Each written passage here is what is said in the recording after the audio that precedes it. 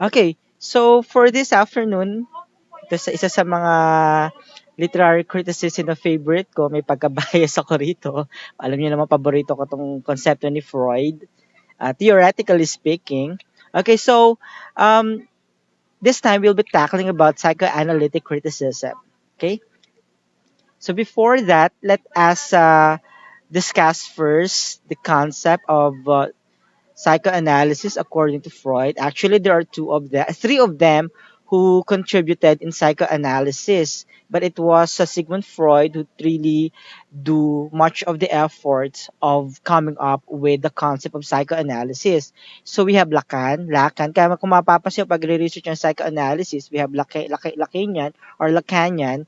So si Lacan, meron din siya. Lacan. And also, of course, yung isa sa mga followers ni Freud, si Carl Jung. Although, as we discussed with our lecture um, sa archetypal motive, which will be discussed next meeting, may kita nyo na meron ding, although sinusundan ni Carl Jung ang konsepto ng psychoanalysis ni Freud, may kita natin na meron ding differences. So, meron ding konting binali si um, Carl Jung dun sa ating psychoanalysis. Okay. So the founder of psychoanalysis is Sigmund Freud, and let's discuss his concept. Okay, so this is Sigmund Freud.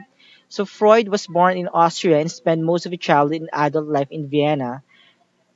He entered medical school and trained to become a neurologist, earning a medical degree in 1881. So hindi naman, medyo may kalayuan yung kanyang field of specialization kasi when we talk of psychoanalysis, it's more of the study of the mind, psychology. So sa kanya is neurologist kasi pag sinabi ng neurology, may pagka physiological ang pinag-aaralan. Ibig sabihin, yung physical aspect of the brain is being studied, which is far from not quite far from psychology, wherein it is the study of the mind. What is the meaning of the mind, of the emotion? So doon tumalon si Sigmund Freud from neurology to psychology. Okay, so his attention was captured by a colleague's intriguing experiences with a patient. So dito nagsimula lahat nung popularity ni Sigmund Freud when he had a patient. So the colleague was Dr. Joseph Brewer and his patient was the famous Anna O. So who suffered from physical symptoms with no apparent physical cause. So na-observe nila na itong si Anna O pala merong isang sakit. 'Di ba kapag tayo ay meron tayong may mga psychological problems, nagma-manifest ito physiologically. Merong iba naduduwal, merong iba hina-high blood, merong iba na may mga sakit, yung iba nabubulol. Pero pag tinest mo naman sila, I think dito papasok yung expertise ni Sigmund Freud sa neurology. So meron kasi mga tao minsan na kapag nagsasalita sila bulol-bulol, pero pag itetest mo naman yung kanilang neurological side, yung kanilang brain, wala naman palang problem. Katulad ni King George the Fourth ba, or King George the Sixth, na bulol magsalita si King George, pero si King George pala, wala naman pala siyang problema sa kanyang dila, wala siyang problema sa kanyang neurological aspect. Yung pala, kaya pala siya nabubulol kasi meron siyang problem psychologically, natakot siyang humarap sa tao, kaya siya nabubulol magsalita. So, on that aspect, makikita natin yung connection, yung expertise ni Sigmund Freud sa neurology at saka doon sa psychology na sinabi niya that the problem with Anna O has not something to do with physiological aspect because there's no physical symptoms. Hence, that leads to Sigmund Freud na baka merong ang problem psychologically speaking. So, Dr. Brewer found that her symptoms abated when he helped her recover of her memories of traumatic experience. So kaya pala nagma-manifest yung mga physical problem, physical issues ni Ano. It's because of the traumatic experience, 'di ba?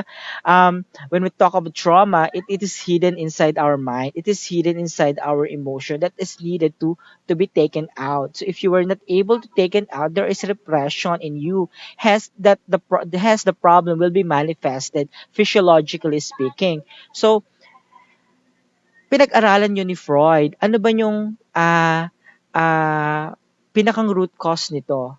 That leads him in psychoanalysis. So hanggang sa lumawag na lang lumawag yung kanyang studies, which we'll be discussing later on. So it's very interesting na meron palang we have the unconscious part of our mind that is waiting to get out or has to be taken out for us to really express our emotion, to really uh, solve our issues with our physical concerns, yung mga physiological concerns or physiological problems. Okay, so let's deal with psychoanalytic criticism. So, according to Hossain, psychoanalysis is regarded as one of the interesting and satisfying approach in the application of interpretive analysis. So, ginagamit siya into analyzing or interpreting uh, a text because there are meanings hidden behind the text. So if you would like to understand the meaning of the text, psychologically speaking, in order for us to understand why is it that the characters are behaving that way, why are the characters um, has to behave that way. So if you would like to explore those kinds of predicaments that are involved with the characters, then might as well, then psychoanalysis can help you to understand um, the characterization of the characters in the story. Aside from that, there's also um, relevance of understanding the psychology of the author. You can understand the psychology of the author based on the text that was written. 'Di ba parang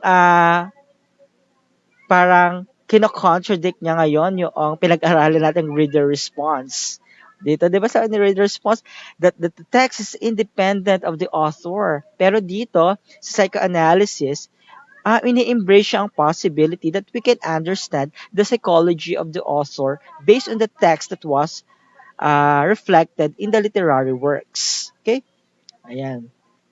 So, it helps one understand the complex symbols, actions, metaphors, and settings in a literary work. So, may mga symbolisms tayong mga nakikita doon sa ating mga literary works na nababasa. If we are going to interpret them, then we can use um, Freud's concept of symbols based on the interpretation of dreams, based on psychosexual interpretation. So with those aspects of Freud's psychoanalysis, then we can understand the actions of the characters, the metaphors that are reflected in the literature, the settings in the story, and even the symbols. Okay, so many psychoanalysts believe that this approach can be applied in literary work, which pwede naman talaga.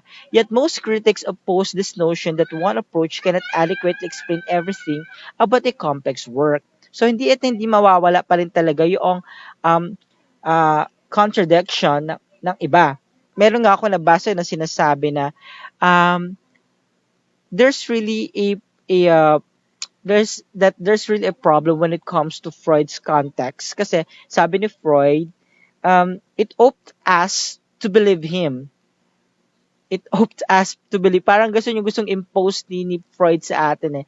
Paniwalaan nyo ako ganit. This is the truth about analyzing the psychology or the psyche of the characters or of the text itself. Okay? So, psychoanalysis argues that literary texts like dreams express the secret unconscious desires and anxieties of the author. Ito yung binabanggit ko sa inyo kanina na you can also understand the character, the author himself or herself based on the text na sinulat niya. Okay?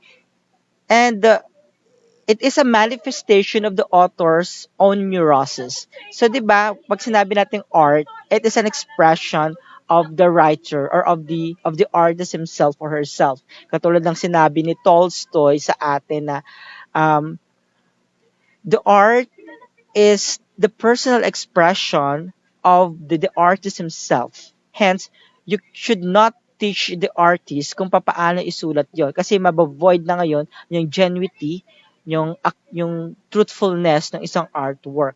And getting that concept of Tolstoy and applying that in the context of Freud, na if that will be the case, na ang isang artwork pala ay reflection ng expression ng isang artist, at yun yung kanyang genuine expression, at yun yung kanyang ah, yung true portrayal niya doon sa kanyang literary work, then we can also study the neuroses or the psychology or the psyche of the author based on how they manipulate the characters, based on how they express the settings in the story, the plot structure itself. So, may mga pagkakataon kasi na yung mga personal experiences ng isang author ay yun yung pinaguhugutan niya, at yun yung kanyang inilalagay doon sa kanyang mga sinulat. So, di ba, may mga ganung mga pagkakataon. Pero sabi nga ng reader response, the text is an independent entity. Okay? Independent entity yan. Na ang reader mismo ay may sariling interpretasyon dyan. Okay? So, makikita natin yung contradiction. Okay? So, one interesting facet of this approach is that it validates the importance of literature as it is built on a literary key for the decoding. Ito lang yung na-mention ko sa inyo na isa sa mga kagandahan noong literary works na to, ng approach na to or literary criticism na to, ay we can go beyond. We can go beyond the text. We can understand the psyche of our characters. Actually, unahan ko na kayo na ang isa sa nakikita ko kasing center or pinakang emphasis ng psychoanalysis talaga is the psyche of the characters, the psychology of the characters. Okay? Supporting na lang yung mga settings plot, the different plot. Pero dito talaga may pagka-bias siya in terms of analyzing or understanding the character's characterization. Okay?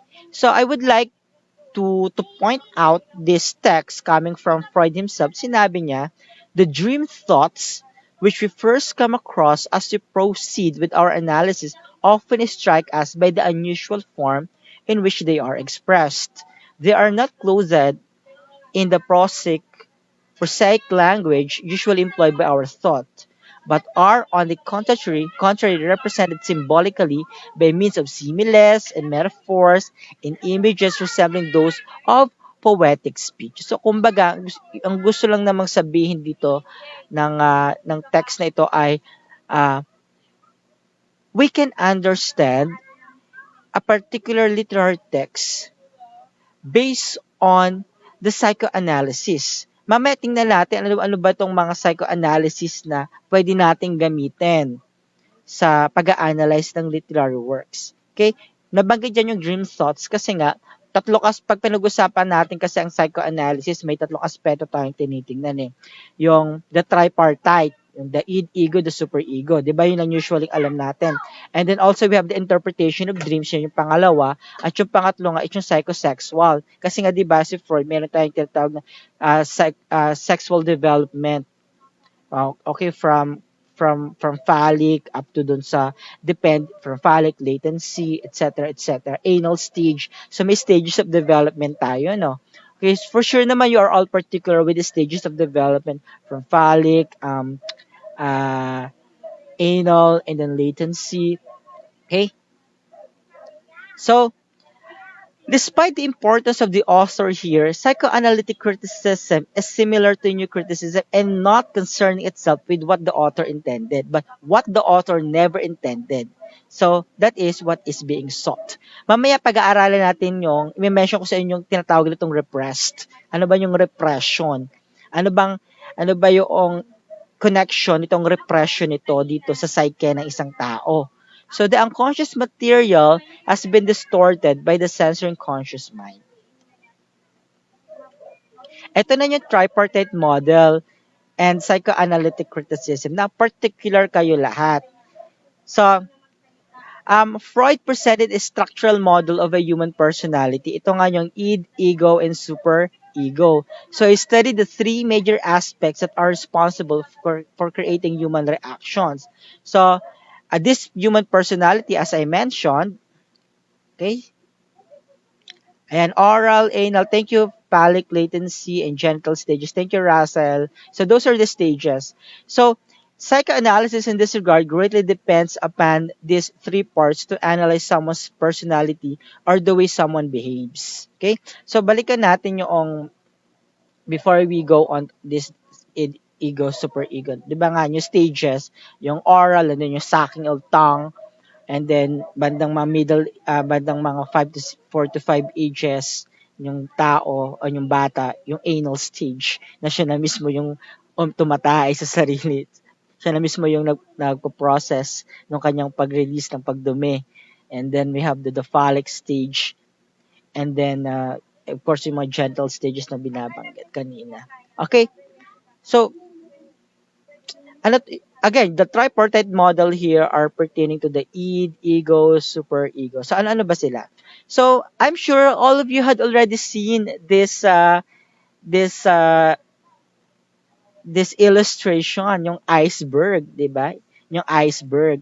So, mapapansin natin, kumbaga, Freud characterizes our mind into an iceberg na kung saan the tip of the iceberg is the conscious state. Ito yung alam natin, ito yung conscious tayo, ito yung nakikita natin, ito yung aware tayo. Pero sa ilalim pala nun, at the bottom part of the iceberg, marami tayong mga preconscious tsaka unconscious. So dito ngayon sa unconscious, dito ngayon papasok sina ego, superego, tsaka si id. Sila yung mga unconscious. Si Carl Jung kasi, meron siyang tinatawag na collective unconscious. Si Carl Jung. Discuss natin sa susunod. Okay? So, ito yung mga hindi tayo aware nandun pala. Mga unconscious state. It could be yung mga previous memories natin na dahil meron tayong sariling defenses. Meron kasing defenses tayo sa sarili natin. May pagkakataon na because of trauma, pinipilit nating limutin na lang yung problema. Nandun yun. Dahil pinilit natin kinalimutan yung problema, akala natin it is totally erased. Pero it is still in our unconscious state na kapag may nag-trigger, bigla na lang tayo makakaramdam ng trauma.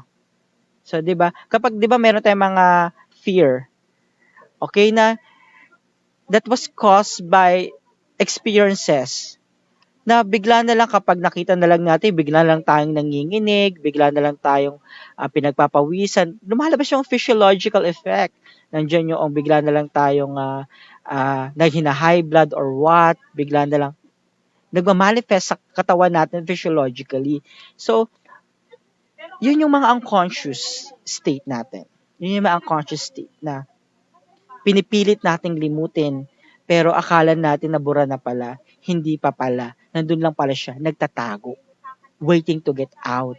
Na kapag merong mga experience na biglang dumating, bigla na lang tayong magkakaroon ng trauma na anxiety. Okay? Minsan naman, meron tayong mga bagay na gustong gawin na hindi natin magawa-gawa. Okay? Mamaya discuss natin yung repression na yan. Interesting kasi ang discussion ng repression. So, the primary focus was to determine how these characters' personality structures affect how we function. Literary critic named this process psychoanalytic criticism. So, pwede nating pag-aralin ng id at ego tsaka superego ng isang character. Okay? Id, ego, superego. So, kumbaga, kapag gagawa kayo ng analysis, dun yun na ipapattern. Ano yung id ng character? Ano yung ego ng character? Ano yung superego ng character? Ipapaliwanag nyo ngayon. So, you really need to go on with analyzing where the character is coming from so that you will be able to identify ano ba yung id niya? Ano ba yung ego niya? Ano ba yung superego niya? Ano ba yung pinakang problema ng isang character na nagmamanifest sa kanya? So, halimbawa, ang isang character ay bigla na lang siyang bakit nagger siya? Bakit lagi na lang siyang nayayamot sa buhay niya? Ano ba yung dahilan kung bakit siya nayayamot? Pag pinag-aralan mo yung psyche niya, huhimay-himayin mo yung background ng story niya base dun sa naratibo sa isang kwento, sa isang dula, sa isang short story, sa isang novel. Mahihimay mo, kaya pala siya ganito dahil dito sa kanyang experience na ito. Okay? So, id, ego, tsaka superego. Ano ba yung gusto niya? Ano ba yung pumipigil sa kanya sa gusto niya? Okay? Yun yung pag-aaralan ninyo. So, I'm sure kasi minsan nagkakalituhan ano ba yung id, ego, tsaka superego. Ito tandaan nyo. Kaya linagay ko, id is meeting basic needs. Ito yung gustong-gusto mong gawin. The id is the most basic part of the personality. This is your basic needs. This is what you want. This is what you need. It also represents our most animalistic urges, like the desire for food and sex. Ganda pa, sex. Okay? Ito yon. So, the id seeks instant gratification. Halimbawa, kapag ako'y nagutom, gusto kong kainin yan. Naglalaway ako sa fried chicken. Kakainin ko agad yan. Yun sinasabi ng id mo eh. Gustong-gusto kong pumunta sa mall para mamili ng mga damit. Yun yung gustong-gusto mo eh. That would satisfy your instant gratification. If these needs or wants are not met, ano nangyayari? Di ba nagkakaroon ng tense, nagkakaroon tayo anxiety, nagagalit tayo. Halimbawa, gustong-gusto mong pumunta sa mall, pero sabi lang na mo, wag kang pumunta sa mall. Pero gustong-gusto mo talaga. Pero at the other side of your brain, sinasabi ng iyong ego, sabi ng nanay mo, wag ka raw pumunta. Gustong-gusto mo. Ngayon, dahil gustong-gusto mo nga talaga, ano maging effect sa'yo? Ngayon, lahat na lang makita mo, nayayamot ka. Lahat na lang na makita mo, sinisigawan mo. Okay? So, yun yung nagma-manifest towards you. Okay? So, yun yung psyche. Pwede nyo i-analyze yung characterization based on that aspect. Okay? So, halimbawa, ito, I give you several situation or scenario. So, Sally was thirsty. Rather than waiting for the server to refill her glass of water, she reached across the table and drank Mr. Smith's water glass, much to his surprise. So, uhaw na uhaw si Sally. So, ang ginawa niya, kailangan niya kasi masatisfy yung basic needs niya na makainom siya kasi uhaw na uhaw siya. So, dagli-dagli niya dinampot ngayon yung tubig ni Mr. Smith, tsaka na lang siya uminom, na-satisfy yung kanyang id. Kasi yun yung gusto ng kanyang id. Okay? So, next, a hungry baby cried until he was fed. Okay? So yung wants nung bata ay makadede siya, makainom siya ng ganyang gatas. Okay? So yung pinainom mo yung bata, okay na, so satisfies na or na-satisfy na yung kanyang needs. A toddler who wanted another helping of dessert whined incessantly until she was given another serving. Okay, so gustong-gusto pa ng isang toddler na kumain ng isang dessert. So, nagalit siya yung hindi sa kanya binigay. So, binigay na sa kanya, okay, natuwa na siya. Okay, so, nawala na yung kanyang galit kasi nga na-satisfy na yung kanyang id. In line at the salad bar, Amy was so hungry that she shoved a handful of croutons in her mouth as she waited for the light to move. Okay, so dahil nga gutom na si Amy, ayan, yan yung sinasabi niyong pleasure. Okay, di niya na inantay. Kasi kumain na siya kung anong madampot niya doon. So, lagay niya lang yung handful of croutons sa kanyang bibig kasi gutom na siya. Another one, Bart was stuck in traffic. He just wanted his vehicle to move. So, yun yung id niya. Sabi niya, kailangan ko nang makalampas dito. Enraged at the situation, Bart pulled his car onto the shoulder and sped forward, that caring that he was clipping people's side mirrors as he tried to get ahead of the cars in front of him. So, dahil gustong-gusto na talaga ni Bart na makaalis doon, so hinarurot niya ngayon yung kanyang sasakyan, yung kanyang motor, o bahala na kung may matamaan man o wala. So, at least sa kanya, sa part niya, okay na suffice yung id. Okay, that's how id works eh. So, it's satisfying our basic needs, satisfying what we want urgently, but that very moment. Okay? So, ngayon, ano naman si ego? Si ego is the one that's slapping our face. Siya yung nagsasabi na, hoy, hinay, tigil, wag mong gawin yan. Kumbaga, this is our konsensya. Okay? deals with reality, trying to meet the desires of the id in a way that is socially acceptable in the world. Socially acceptable in the world. So, gutom na gutom ka. So ngayon, papaano mo masosuffice yung hunger mo? Sinabi ni ego, wait ka lang sa pila mo. Bago mo, wag kang gagawa naman kung ano-ano dyan para lang makakain ka. Uhaw na uhaw ka. Okay? Wala kang mahanap na tubig. So, sabi ni ego, okay, mag-antay ka, may isa-serve na tubig sa'yo. So, kumbaga, siya yung nagko-control sa pag-attain ng pleasure mo, sa pag-attain ng basic needs mo. Because the other side of our brain, which is our ego, is telling us what the dealing with, it is dealing with the reality. Okay? So, this may mean delaying gratification. Siyempre nga, sabi, mag-antay ka. So, nade-delay nga yung gratification mo. And helping to get rid of the tension the id feels if a desire is not met right away. So, kumbaga, pinag-aantay ka, mag-antay ka dyan. So, nade-delay yung gratification ko. Ang tendency mo ngayon is medyo, okay, kailangan kontrolin mo sarili mo, huwag kang magagalit, huwag kang mayayamot. Okay? So, the ego recognizes that other people have needs and wants to. So, the other part of our mind is telling us na, okay, huwag kang masyadong bara-bara sa suffice ng needs mo. Consider other people. Consider the situation. Yun yung gusto sabihin ni ego. Tingnan mo yung nangyayari sa paligid mo. So, wag kang bara-bara. Kasi, kapag pinairal natin si id, there's always a tendency na pwede tayong mapasama. Diba? Yun yung disadvantage kapag pinapairal natin yung ating id. Pwede tayong mapasama, pwede tayong mag-cause pa ng problem yun. So, the role or the job of ego is to control our emotion. Chillax ka lang.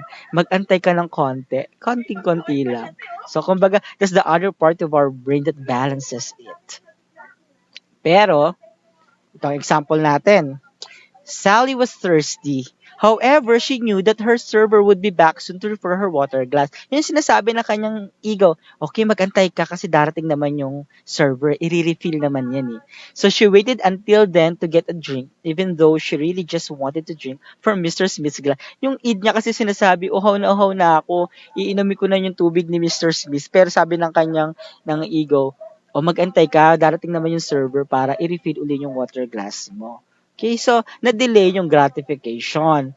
So, in line at the salad bar, Amy really wanted to shove a handful of croutons into her mouth. However, since her boss was there, she decided to wait another minute or two until she sat down to eat. Ayan. So, nagpigil muna siya. Nandiyan si boss. Nakakahiya naman kapag susunggabang ko na agad yung pagkain. Nandiyan si boss sa harap ko. Sabi ng id niya, hinay-hinay ka, nasa harap mo yung boss mo, at do not eat right away. Mag-antay ka muna ng mga ilang minuto para talaga hindi ka naman mapahila sabihin Tom Goods ka, di ba? Patay gutom ka. Dead hunger ka. Okay? So, another one. Mary really wanted to borrow her mom's necklace, but she knew her mom would be angry if she took it without asking. So she asked her mom if she could wear it. Ayan. So gustong-gusto niya yung kanyang kwintas ng nanay niya, pero sinabi ng kanyang ego, okay, antayin mo yung nanay mo, napayagan ka, mag-ask ka ng permission. Hillary was so sweaty after her workout that she wanted to change her clothes right there by the car. However, she knew that other people around her would not approve. So she waited until she was in the restroom to change. Okay, gustong-gusto na magpalit ni Hillary, pero yun yung sinasabi ng id niya. Pero sabi ng kanyang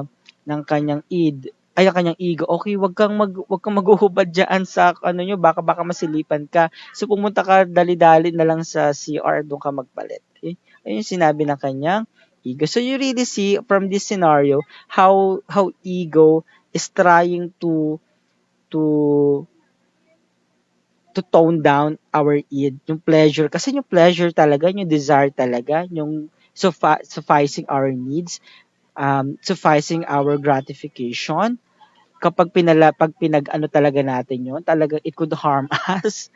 So again, Tim really wanted to slag Mark for what he had just said.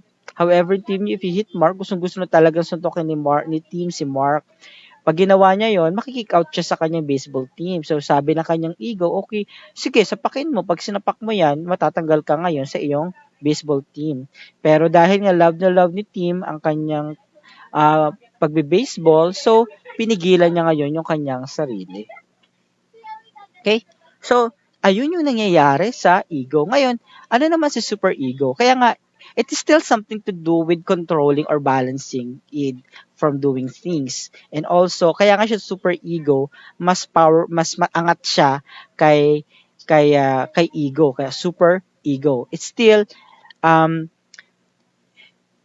minsan may pagkakataon na almost the same ang nangyayari, ang gustong sabihin ni ego tsaka ng super ego. Pero kasi kung si ego has something to do with you as a person, alam mo ang tama at mali. Yung super ego hindi. Isinasama niya yung morals and judgments of the society in general. So, the superego develops last and is based on morals and judgments about right and wrong. So, again, si ego, ikaw mismo sa sarili mo, meron kang idea ng what is right and what is wrong. Si superego, ang kinukonsider niya ngayon is yung society in general. Kinukonsider niya. Halimbawa, even though the superego and the ego may reach the same decision, the superego's reason for that decision is based more on moral values. Okay, moral values ang tinitingnan. So, the ego's decision is based more on what others will think or what the consequence of an action could be on the individual. Okay? So kaya nga 'di ba sa Tagalog, kapag ginawa mo 'yan, ito mangyayari sa iyo. So ganyan ang ginagawa sa atin ni superego. Halimbawa, almost similar lang siya kay ego rito Sarah knew she could steal the supplies from work and no one would know about it. So, this is what Sarah's id want to do. Okay, kumuha ka ng mga supply sa inyong opisina. Pero, si Sarah mismo, aware siya na mali ang pagkuha ng gamit na hindi sa'yo. So, she decided not to take anything even though she would probably never get caught. So, dito, nagtutugma ang ego tsaka ang superego on this aspect. Maggie couldn't remember the answer to test question number 12, even though she had studied. Nate was the smartest kid in the class. And from where Maggie sat, she could see his answers if she turned her head slightly.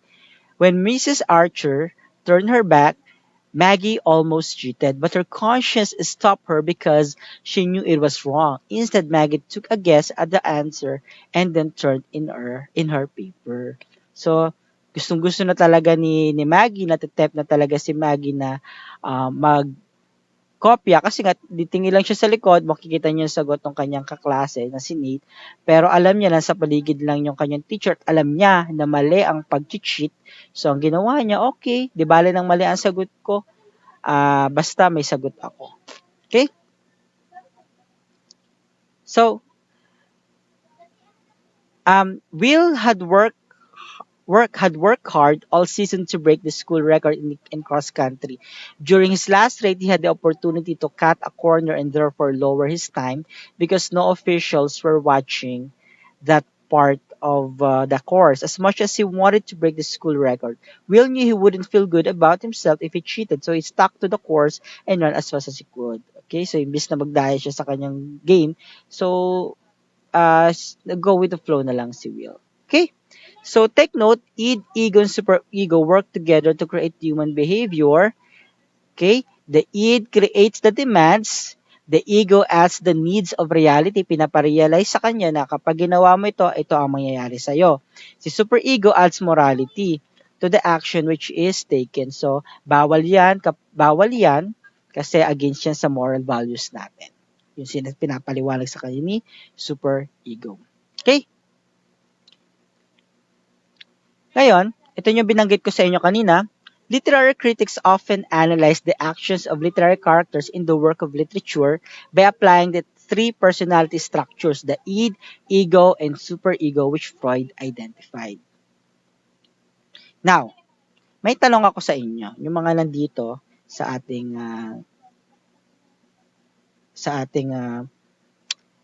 Zoom. Okay.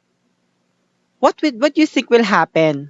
What do you think will happen if mas na-overpower na ni ego si id? Anyone who would like to share your view? Ano sa tingin niyo na mangyayari kapag masyado nang laging pumapapel si ego at medyo nasosuppress na si id at talagang mas laging umiiral sa'yo ay ang iyong ego? Anyone who would like to share? Okay? So we have here Kring, Pearl, and Russell. Kayong tatlong nandito. Okay, would like to share? Hmm?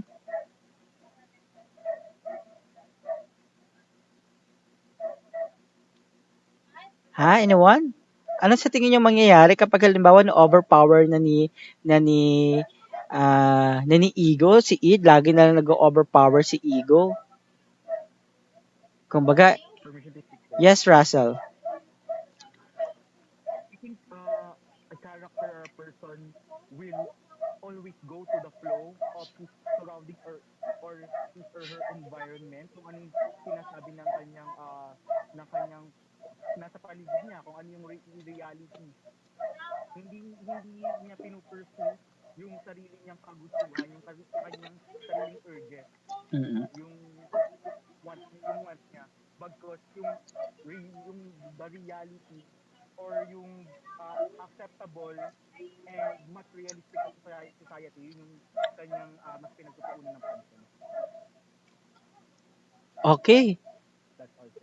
Yan. Thank you, Russell, for sharing. Okay. I think may nakuha ko rito Yes, si Kuya Lu, dito sa ating Tama yung Kuya Lu. Suppress na ang desire leading to becoming a robot. Parang ganun. Always pleasing society. Okay. Ganito mangyayari dyan. Kapag halimbawa, di ba may gustong-gusto ka?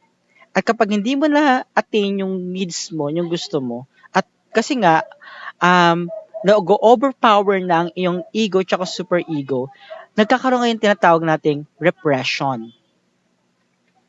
Nare-repressed ka. Parang sa sobrang pagpipigil mo sa sarili mo, doon sa iyong urges, sa iyong pag-attain ng pleasure mo, nagkakaroon ngayon ng tinatawag nating psychological problem. So kaya yung iba, ang nangyayari sa kanila, that might lead to mental problems. 'Di ba kapag tayo ay gustong-gusto natin, tapos pinipigilan natin. Kaya yung ibang mga yung mga nagda-drugs, 'di ba? Gamitin natin yung mga drugs. 'Di ba yung needs nila, gusto nila lang humit-hit ng drugs. Pero bawal, 'di ba? Masama yun sa katawan nila. Pero kapag pinipigilan nila yung kanilang sarili, nare-repress sila. To the point na nagkakaroon sila ng hallucination, nababalo sila. So, ganun din. Kapag meron tayong gustong-gustong gawin, tapos hindi tayo grounded tayo, hindi tayo pinapalabas ng ating magulang. 'Di ba? Kung ano lang iniisip natin sa loob ng bahay. So nagkakaroon ngayon tayo ng anxiety, nagkakaroon ng depression, nagkakaroon ng neuroses, nagkakaroon ngayon ng schizophrenia, delusion of grandeur, ang tawag schizophrenia. So nagkakaroon ng delusion of grandeur. So you are creating your own world. So that is the worst comes worst that might happen. So ito yung ginamot, ito yung kaya ginagamitan ng psychoanalysis yung mga may mga sakit na ganito, psychoanalytic treatment. Kaya merong talking therapy, pinapakwento kung ano ba mga nangyayari. Okay? Yes, more tension will occur, Kring. Tama si Kring. Okay, nagkakaroon ng repression. Ngayon, kailangan natin ng outlet. Sabi ni Freud, there has to be an outlet kapag tayo'y may repression. Okay? Kailangan natin maghanap ng outlet So ngayon, discuss natin yung repression. This is what we call the unconscious repressed desire. Ito nga yung epekto noong pagre-repress natin, pagsusuppress natin, yung pagpipigil natin Kasi nga sinasabihan tayo ng ating ego tsaka superego na wag mong gawin yan kasi ito ang magiging resulta. So, this is now the unconscious repressed desire. Hindi tayo aware na nangyayari na pala sa atin. Kaya unconscious repressed. Okay? So the repressed memories sustain in the unconscious mind and they have been placed there by consciousness, which acts as a sensor, motivating underground unconscious or conscious feeling or instinct that it's supposed to be unacceptable. So kaya may mga pagkakataon talaga na maghahanap at maghantay ng update. May kita nyo to, these are 3 books, but they are all interrelated. I have already mentioned of the ego and the id. So ngayon, sabi ko kanina, there has to be an outlet kapag tayo ay nare-repress. At isa sa mga outlet na nakikita ni Freud ay ang ating mga panaginip. So sabi niya, yung mga panaginip daw natin, this is an outlet of our unconscious repressed desire. So yung mga napapanaginipan natin, yun yung nagiging effect nung hindi nating magawa-gawa. Hindi natin magawa-gawa. So, ang outlet natin ay ating panaginip. Okay? So, beyond pleasure principle naman, magkaugnayan yung interpretation of dreams siya beyond the pleasure principle, magkaugnayan sa psychosexual analysis. Okay. Yes, kidding, frustrations. So, kaya minsan, kapag halimbawa ay may gustong-gusto tayong gawin na hindi natin magagawa, di ba minsan napapalaginipan na natin. Halimbawa, gustong-gusto nyo nang matapos yung inyong activities sa module, sinasabi nung gusto talaga siyang matapos, pero hindi nyo magawa-gawa. Kasi meron kayong mga responsibilities pang iba. Kaya sinasabi, di ba, sir, napapalaginipan na po namin ang modules namin. Kasi nga, yun yung na-repress sa inyo Yung gusto nyo nang matapos pero hindi nyo magawa kasi nga merong mga considerations kayong tinitingnan, meron kayong mga dapat pang gawin. So, ang nagiging outlet nyo ay yung mga panaginip. At ito, totoo ito. Kapag meron kayong mga pinapantasya ng mga babae o ng lalaki, di ba minsan, hindi nyo sila mahalikan. Gusto nilang mahalikan. Gusto silang makasiping. Gusto may mangyari sa inyo. So, ang nangyayari, lumalabas sila sa inyong panaginip. Okay, you don't need to affirm. Basta gusto ko lang paliwanag sa inyo na yun yung epekto noon. Meron kayong gustong-gusto na lalaki na babae, gusto nyong makasama, pero hindi nyo makasama kasi nga hindi pa pwede dahil hindi ka naman niya gusto at malayong maging kayo. So ngayon, ang nagiging outlet natin ay ang ating panaginip. Kaya nga meron tayong sinasabing wet dreams. At meron tayong tinatawag na Freudian slip, SLIP. Unconsciously, lumalabas sa bibig natin. Unconsciously, kapag may nagmamanifest sa mga kilos natin, mga Freudian slip. Okay? So, iyan yung relasyon. So, the more na sinusuppress mo ang sarili mo, naghahanap tayo ng ating outlet. At isa sa mga outlet, according to Freud, ay ang ating panaginip. Kaya ang sabi ni Freud, may mga meanings ang mga panaginip natin. Depende yan kung paano mo ikukwento. Halimbawa, nag-undergo ka ng psychoanalysis kay Freud at kinuwento mo yung panaginip mo. Kaya paggawa ni Freud ay pinagsulat ka halimbawa ng journal entries sa mga napapanaginipan mo. And then, i-interpret nyo sa'yo kung bakit gano'n yung napapanaginipan mo. Probably nga, kasi nga meron kang rin-repress, meron kang mga gustong-gustong gawin na hindi mo magawa-gawa. Nare-repress ka. Kasi nga, nag-overpower na ang iyong ego. Ayan. Ito yung binabanggit ko kanina na Freud's legacy resides in his theory of human sexual development. So, sa Beyond the Pleasure Principle, ito yung nabanggit natin kaninang anal, oral. Sa oral kasi sucking, di ba? Oral sucking, and then sa anal, yung ikaw na mismong bata ka ang may kusa na pumunta sa CR. Kumbaga, may sarili ka ng motor skills, nag-gratify ka kapag sinabihan ka na, wow, yung anak ko marunong nang mag-CR mag-isa. So, na-satisfy ngayon, na-gratify ngayon yung kagustuhan ng bata na maging independent from the parents. So, kapag pinuri mo yung bata, within him or within her, meron siyang gratification. And then we have the phallic stage. Dito sa phallic stage talaga, lumalabas yung sexual tension. Okay? Dito ngayon lalabas yung sinasabi nating Oedipus complex and then the Electra complex na sinasabi na yung bata, meron siyang repressed, meron siyang desire, hidden desire sa kanyang nanay. Kaya lagi siya nakikipagtunggali sa attention sa kanyang tatay. Kaya yung bata lagi nagagalit kay tatay kapag nakikita ng bata na yung lalaking bata kapag nakikita niya lagi na ang kasama lagi ay ang kanyang nanay. So kasi nga gusto ng bata yung attention ng nanay ay sa kanya lang. So this is on part of the male.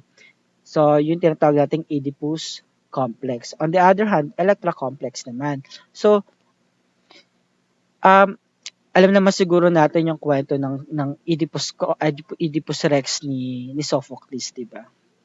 Okay? So our drive for unbridled pleasure is repressed by the reality principle and becomes sublimated or buried in the unconscious. So yung repression na yon, minsan nag-stuck siya sa ating unconscious mind.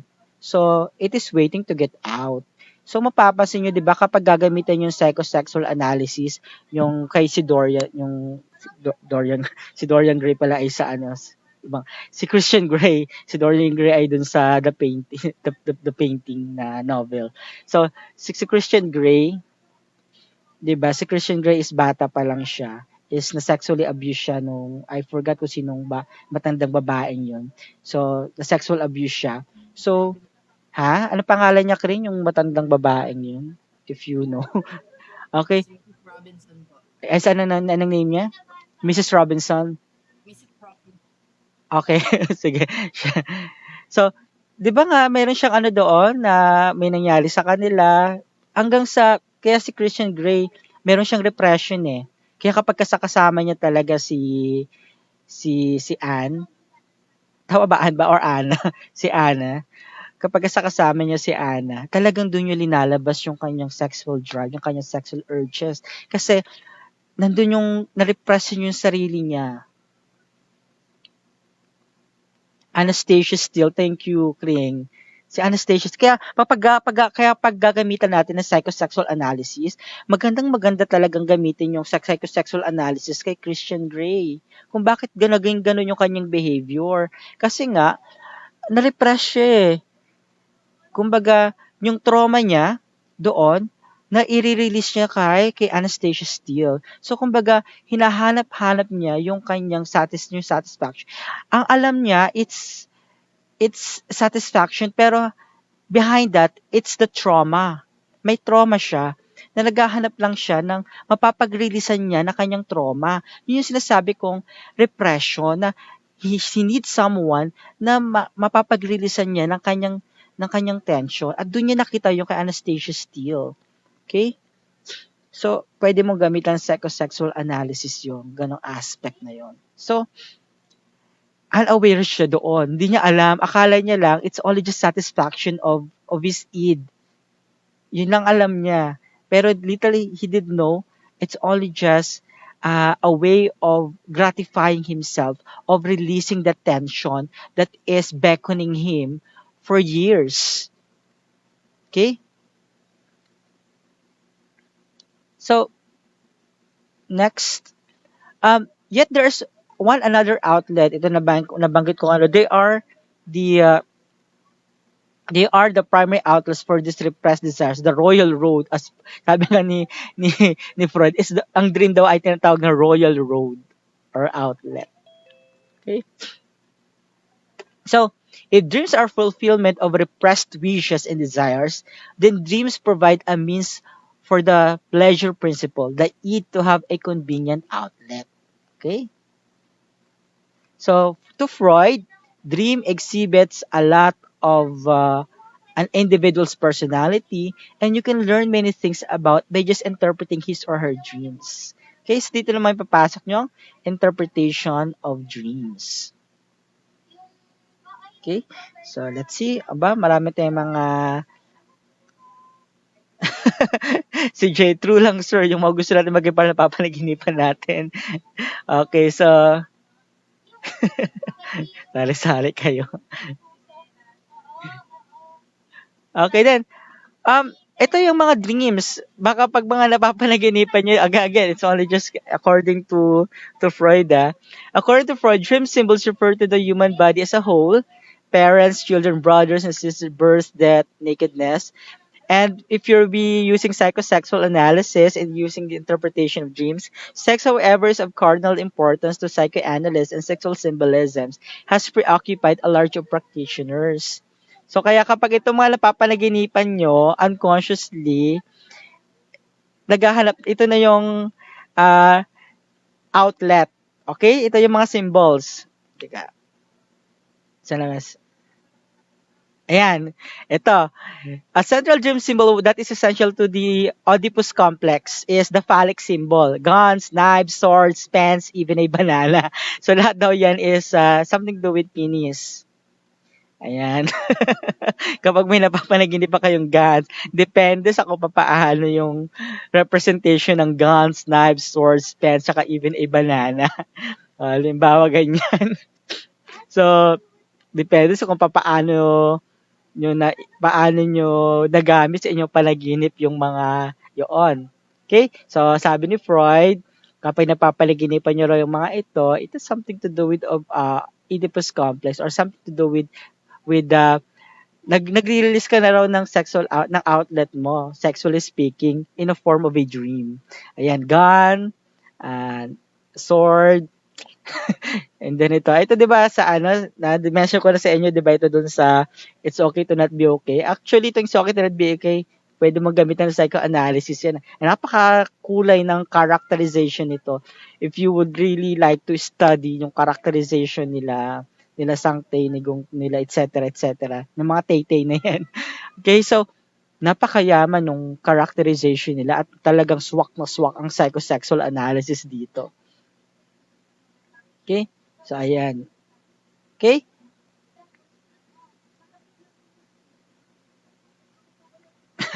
Ang sabi ni Gang Tae and Kumong Yung.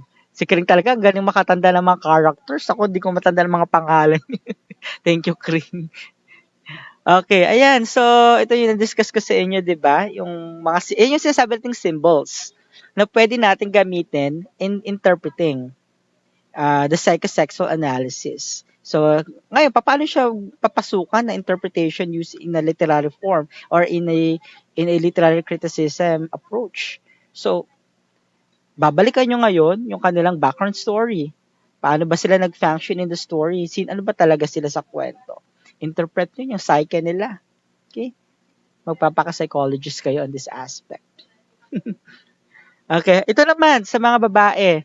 Related to phallic symbol is yonic. Kapag sinatong yonic symbol to yon, yonic symbol.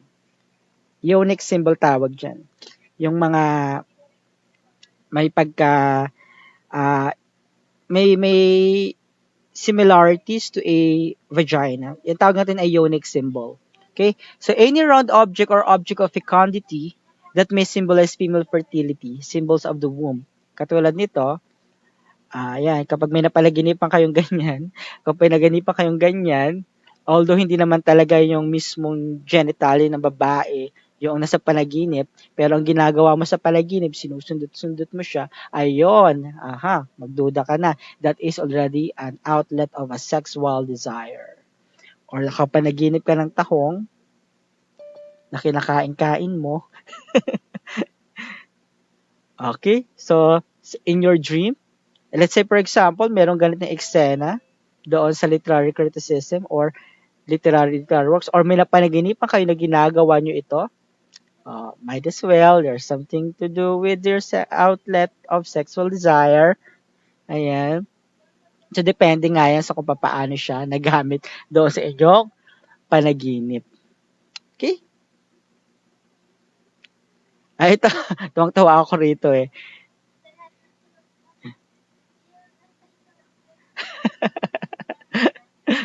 Natuwa ako rin sa tahong ni Carla tsaka talong ni Joshua. Okay? So, alam naman natin na yung tahong ni Carla dito talagang may pagka-sublimation sublime. Sublime. Ah, sorry for the term. It sounds like sublime. I forgot the right term, but it sounds like that. Alam naman natin na may pagka-green yung kantang tahong ni Carla. We're not actually pertaining to the literal tahong, but associating it in the context of the song, alam natin na it is pertaining to the yonex. It's because a tahong is a symbol for yonex, 'di ba? Minsan nga sabi palaka yung sa silong ni Kaka may taong nakadapa, kaya pala nakadapa, naninilip ng palaka, 'di ba? Akala natin it's only just the usual palaka, but symbolically speaking, it's pertaining to the hidden desire of the person, of the persona in the said song. Na merong hidden desire, pag magpakaka-psychoanalytic ka doon, sa silong ni Kaka, may taong nakadapa. Yung tao doon na nakadapa, meron siyang, pag magsa-psychoanalyze ka, is meron siyang hidden desire doon sa may-ari ng palaka. And then we also have the talong ni Joshua. We all know that talong ni Joshua is not actually pertaining to the talong, but we're pertaining to man's penis, 'di ba? Okay? Okay. Sige, tingin tayo baka may mga nasi-share yung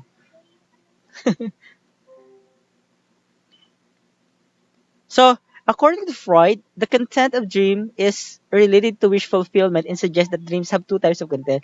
Hindi naman lagi natin pwedeng i-take it symbolically. Meron din tayong tinatawag na manifest content tsaka latent content.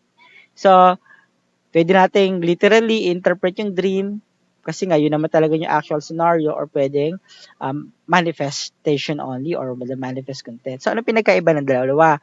Ang manifest content is the real literal subject matter of the dream. So, kung halimbawa ay may napanaginipan kang eksena, it's the actual scene, ayun, pwede mo siyang interpret literally. Pero ang latent content, these are repressed and concealed. Okay? May pagkakataon kasi na 'di ba minsan takbo tayo ng takbo sa panaginip natin. Habol tayo ng habol sa isang panaginip natin. Hindi natin alam bakit ba tayo takbo ng takbo? Ha? Bakit ba tayo takbo ng takbo? Now ask yourself, why is it in my dreams I'm always running? Mayroon ba akong tinatakbuhan? Meron ba akong iniiwasan? Magpapaka-psychoanalytic ka doon. Meron ka pala kasi talagang behind you, behind your mind, meron ka talagang pilit na iniiwasan. Okay? Meron kang tao na gusto mong iwasan. Merong isang pangyayari na gusto mo nang limutin. At hindi mo ma-release yon. At hindi mo magawang i-let go yun. Kaya, ang manifestation at yung kagustuhan mong limutin yun, hindi mabura-bura sa'yo, nagmamanifest siya sa iyong panaginip. Yung tumatakbo ka ng tumatakbo. Okay? Yung palagi pong tumatalo ng mataas, sinatalo niyo yung mga bahay and building, palagi ganun panaginip ko, sir. Kring, baka meron kang iniiwasan. Siguro, kring, naging ano ko, no? Yung palagi pong tumatalo ng mataas, sinatalo yung mga bahay and building, palaging gano'n. Siguro, we can interpret building into a, your wants in life, na yung success na gusto mong mangyari. But, laging may mga hindrances as you jump from one decision to another, na minsan parang gusto mo siyang i-attain, pero minsan nagda-doubt ka na, kaya ko ba siya? Kaya parang gano'n na yung pagkakaintindi ko doon. Kasi kala mo mahulog ka din, ang layo mo naman pala sa dulo ng kama. Ayun. Siguro meron kang gustong abutin, Kling, na pinipilit mo lang na parang nagda-doubt ka sa sarili mo na, kaya ko ba siya? Ganon. Okay? May gusto kong gawin pero lagi mong nagda-doubt, kaya ko ba? Parang ganon. That's how I look at it. Ay, si Cristel pala to. Ito pa, si Crystal. Sir, how about yung dreams na parang nagugulat dahil nahulog sa bahay? Magigising ka kasi akala mo nahulog ka din, ang layo mo naman pala sa dulo ng kama. Baka tinulak ka lang ng kapatid mo. Di ko ma-interpret ang nagulat dahil nahulog sabay magigising ka kasi akala mo nahulog ka din, ang layo mo naman pala sa dulo ng kama. Ay, di ko siya mabasa. Hindi ko kasi ako galing eh. Di ako ganun kagaling mag-interpret ng dreams. Okay, pero ayoko naman manghula, Cristel. Maybe, pag alam ko siguro ang kwento ng buhay mo, maybe I can help on interpreting it. Kasi isa yun sa mga factor eh. You should know the story of the person for you to really interpret the said dreams. Okay? Okay? Nagiging psychic ako rito ah. Okay, then...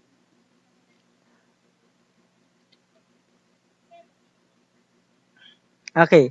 Then, relevance of interpreting the Sims. Alam mo ako, bago ko matulog, inisip ko talaga si Yun Bin. Sabi ko gusto ko kasi si Chris Ellis naging ano ako naging successful ako kay Chris Ellis talaga. Dati. Talagang iniisip ko siya lagi. Gano'n ka weird.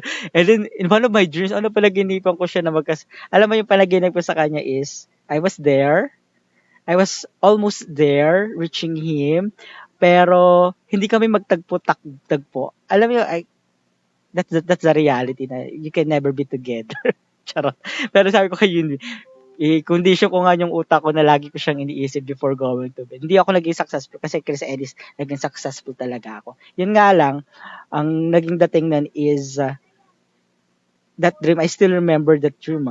That was the night before akong manood ng kanilang practice game sa Inares. Kaya di ko talaga malilimutan yun. That, yeah, you're so closer yet so far. Parang ganun yung peg. Pero kinabukasan nun, I had a chance na mahawakan yung kamay niya, makapagpa-picture, pa-autograph, at brief conversation with him.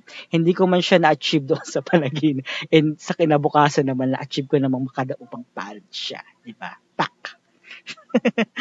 Ganun. Okay? Then, relevance of interpreting of symbols. Okay, meanings are not interpreted. So, papaspasan ko na, we only have a few minutes left. But for interpreting any noun, assemble variety of information from different places in the brain, depending on the experiences or sensory perception. Okay? Halimbawa nito, in one of some of the examples sa literature, Frankenstein in the mother's master shift between id and superego. 'Di ba si Victor Frankenstein tsaka yung monster. So pwede nating makita yung kanilang id in superego dito. 'Di ba si monster gusto niyo mag-revenge kay Victor Frankenstein. Bakit mo ginawa to sa akin? Bakit ginawa ganyan sa akin? Kumbaga, ako yung monster nakikitil sa iyo, parang ganun. And of course, Jekyll and Hyde. Kaya nga yung may dual personality. Kaya nga 'di ba si Yun Bin, meron siyang palabas na Hyde Jekyll Me. So kasi nga may other side dito. Si Dr. Jekyll tsaka si Mr. Hyde. Okay? Let's see. Okay, this is a good example. So it is a psychoanalysis.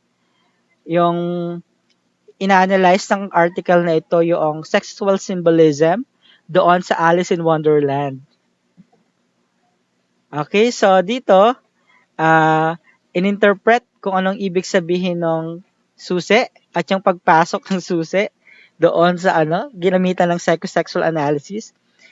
So, here we find the common symbolism of lock and key representing coitus. Alam niyo lang coitus, di ba? The doors of normal size represent adult women. These are disregarded by the dreamer and the interest is centered on the little door, which symbolizes a female child. The curtain before it represents the child's clothes. Okay? So Goldsmith provides evidence that certain events such as Alice penetrating the rabbit hole, the keys and the locks in the small door are colorful symbols of the act of sex, which interpret as proof of the presence in subconscious of an abnormal emotion of considerable strength. So ito raw ay ah itong pinag-aralan niya rito is yung paano ba nag-manifest yung sexual symbolism doon kay Alice Carroll. So kumbaga, dito rin ni-release daw ni Alice Carroll yung kanyang sexual tension. So ginamit niyang symbolisms, yung rabbit hole, si Alice. So yung desire niya, yung sexual desire niya, dito niya rin ni-release sa Alice in Wonderland. So akala natin it's only just a simple story of Alice going to another world with this journey. Pero sinasabi rito nga na it is Lewis Carroll's manifestation of sexual desire na dito niya rin release yun. Ito yung sinasabi. Um, Schindler also interprets the extreme violence of many of Wonderland's inhabitants as the representation of Carroll's frustrated sexual urges. Psychoanalysis work also reveals additional complexities regarding Carroll's relationship with his fictional character. She represents not only his he represents that not only his subject is not only his love object but also substitute for a mother and sister in his own unconscious desire to reject his adult masculinity to become a little girl himself. Okay? So ito inanalyze yung psychoanalysis using psychoanalytical criticism from how Alice Carroll suppress or repress his sexual desire.